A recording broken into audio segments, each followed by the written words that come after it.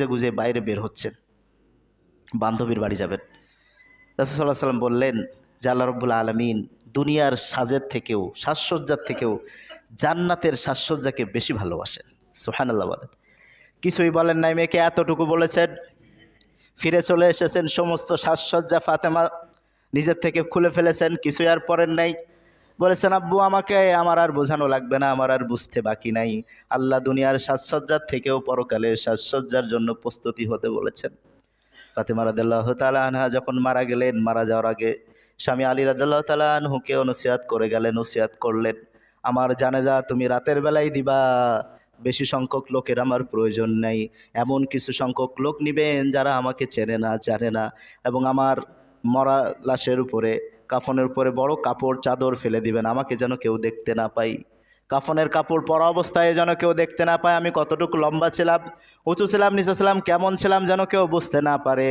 পর্দার আয়াত নাজিল হওয়ার পরে তার মেয়ে, রাসূল সাল্লাল্লাহু আলাইহি ওয়াসাল্লামের মেয়ে সহ সাহাবী আজমাইনরা, তার স্ত্রীরা এমনভাবে পর্দা করতেন।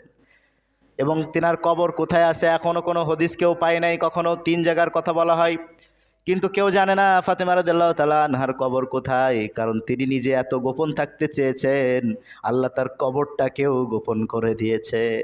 সুবহানাল্লাহ। কেউ জানে না কোথায় কবর হয়েছে, রাতের বেলায় মাটি হয়েছে, সবাই ভুলে গেছে কোথায় কবর। এমনভাবে পর্দা করেছেন।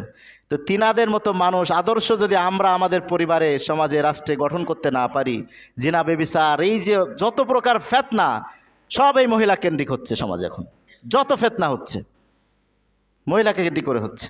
এই জন্য তাদেরকে আয়াতগুলাই, সূরা নূরের আয়াতগুলা শোনাই দিবেন, সূরা আহজাবের আয়াতগুলা শোনাই দিবেন, তাদেরকে মহিলাদের জীবনী উপহার দিবেন। ফাতেমা রাদিয়াল্লাহু তাআলা আনহার জীবনী, মা আয়েশার জীবনী, খাদিজা রাদিয়াল্লাহু তাআলা আনহার জীবনী, এগুলো আপনারা তাদেরকে কিনে দিবেন যে পড়ো বাসায়, তারা কিভাবে জীবন গঠন করেছেন। আজকে আমি আসি, কালকে থাকবো না, দুনিয়া থেকে আমাদের সকলকে চলে যেতে হবে।